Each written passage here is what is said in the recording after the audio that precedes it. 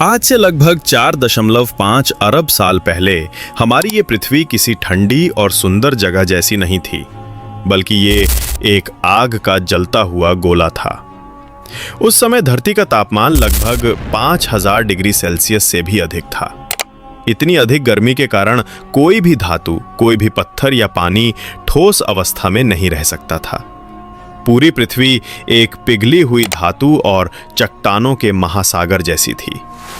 हर जगह से लावा उबल रहा था, गैसें निकल रही थीं और ऊपर आसमान में गाढ़े धुएं के बादल छाए रहते थे। उस समय के वातावरण में सल्फर डाइऑक्साइड, कार्बन डाइऑक्साइड और नाइट्रोजन जैसी जहरीली गैसें भरी हुई थीं, जहां जीवन की कल्पना तक असंभव था। इसी दौर में अंतरिक्ष में घूमता हुआ एक विशाल पिंड, जिसका नाम वैज्ञानिकों ने बाद में थिया रखा, पृथ्वी से आकर टकराया। ये टक्कर इतनी भयानक थी कि पृथ्वी की सतह से भारी मात्रा में चट्टानें और धातुएं अंतरिक्ष में उछल गईं। इन उछली हुई चट्टानों और धूल के कणों ने धीरे धीरे मिलकर एक नया खगोलीय पिंड बनाया, जिसे हम आज चंद्रमा के नाम से जानते हैं। इस टक्कर ने पृथ्वी को और भी अधिक गर्म कर दिया और कुछ समय के लिए इसका तापमान 6000 डिग्री सेल्सियस से ऊपर पहुंच गया। समय बीतने लगा और लाखों वर्षों के बाद धीरे धीरे ये गर्म आग का गोला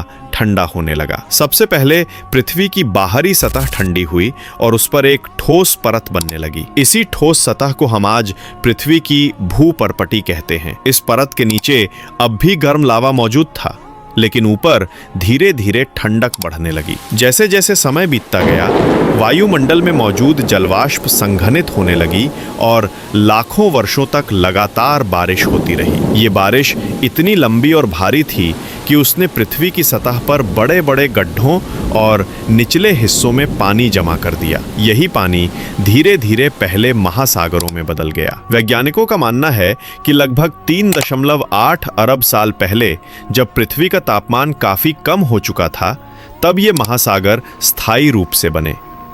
इन महासागरों को हम आज Pacific ocean, Atlantic ocean, Indian ocean, Arctic ocean और साउदर्न ओशन के रूप में जानते हैं। अब धरती पर पहली बार ऐसा वातावरण बन चुका था जहां जीवन की संभावना संभव थी। बिजली की चमक, समुद्र के रासायनिक तत्वों और तापमान के संतुलन ने मिलकर जीवन के पहले बीज बोए। इन्हीं महासागरों की गहराइयों में लगभग 3.5 अरब साल पहले जीवन के पहले सूक्ष्म जीव, एक कोशिकीय जीव, यूनिसेलुलर ऑर्गेनिजम्स उत्पन्न हुए। ये इतने छोटे थे कि आंखों से दिखाई नहीं देते थे, लेकिन इन्हीं से जीवन की पूरी श्रृंखला की शुरुआत हुई। धीरे धीरे इन सूक्ष्म जीवों ने अपना रूप बदला।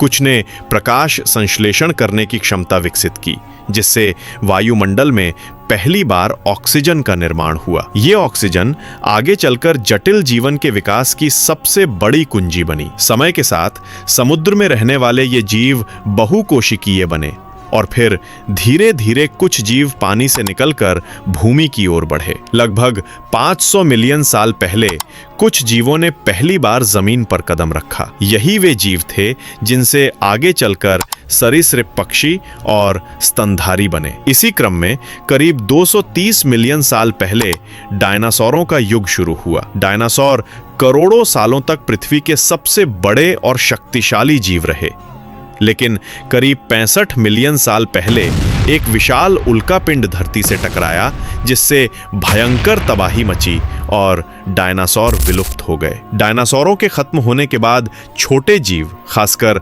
स्तनधारी, बच गए। यही स्तनधारी आगे चलकर विभिन्न प्रजातियों में विकसित हुए, जिनमें से एक दिशा में बंदर जैसे जीव और फिर धीरे धीरे मनुष्य का विकास हुआ। लगभग 7 मिलियन साल पहले अफ्रीका महाद्वीप में बंदर जैसे जीवों से इंसानों का सफर शुरू हुआ।